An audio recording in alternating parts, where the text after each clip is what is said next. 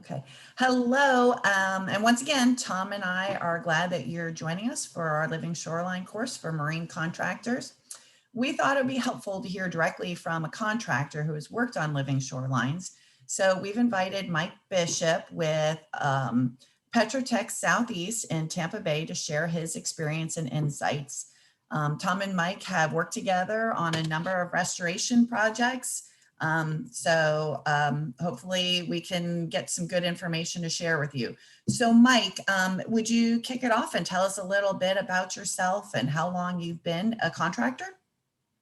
Sure. About 32 years now, I've been a contractor. I received my general contractor's license about 22 years ago. Been in the environmental construction field now since 1989. So around 1998, I started expanding my services to stormwater construction and habitat restoration related projects. I now primarily work in environmental construction, which includes stormwater, wastewater, habitat, shoreline, wetland restoration type projects. Well, very good, Mike. So how long, let's start out with first, when did you hear about living shorelines and that term? I think it was around 2015 or 16 that I heard the term living shorelines. Does that sound about right? I had already been doing the work, and we had always just referred to it as habitat restoration. But yeah, I think it was around 15. And so how many of these type projects have you done that fit the living shoreline banner? I'd say probably around 10 to 12.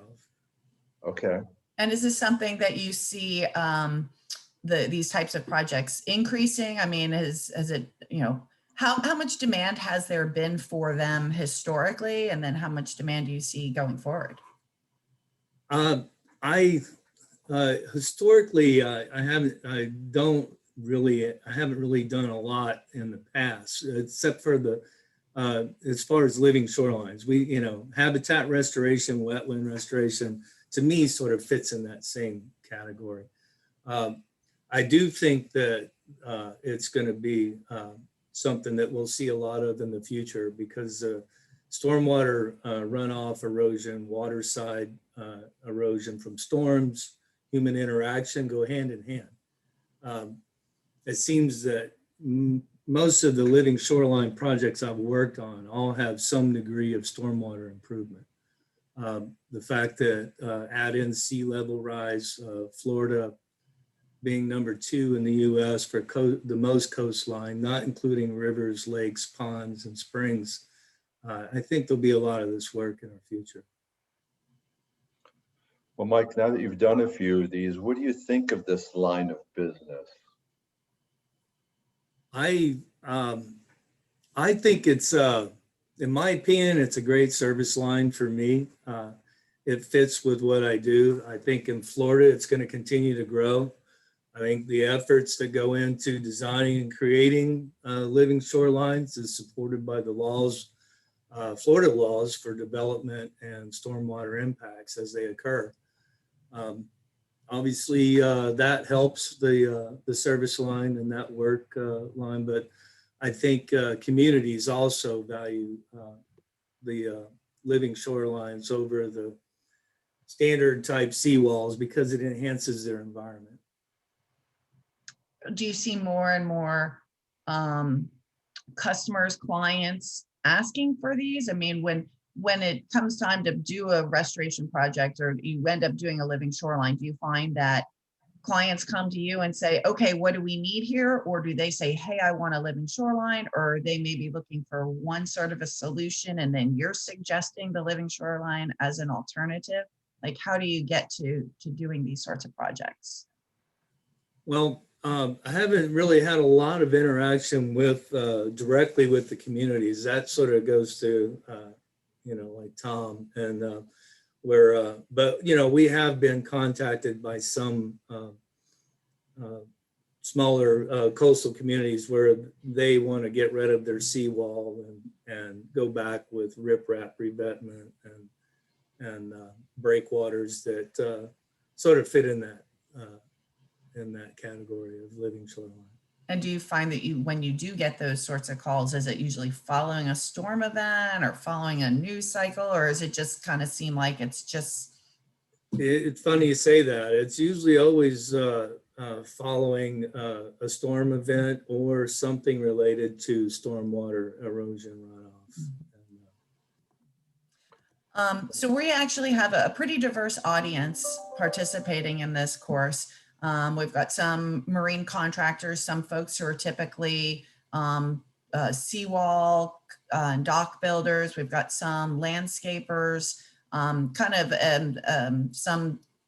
environmental consultants and contractors. So it's kind of a diverse group, but if you are going to make some suggestions for other contractors or other folks who might be interested in getting into this line of work, what might you say to them? First, sorry I have to say this because most contractors know this, but you know, what I've learned over the projects that I've been involved in is don't overthink it, keep it simple.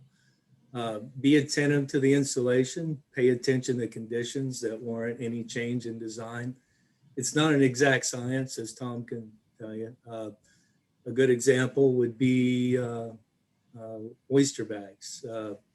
You know, there may be a design and placement and size of mesh, but you may find out that wave energy and may change that design. It may change the mesh size. It may change the placement of the bags. Another would be sloping versus tide versus planting. Sometimes these changes have to be made in the field. So you need to be in you know, good communication with the EOC, which most of the time they're going to be on site overseeing the work anyway. Other things like encountering lime rock when digging tidal creeks.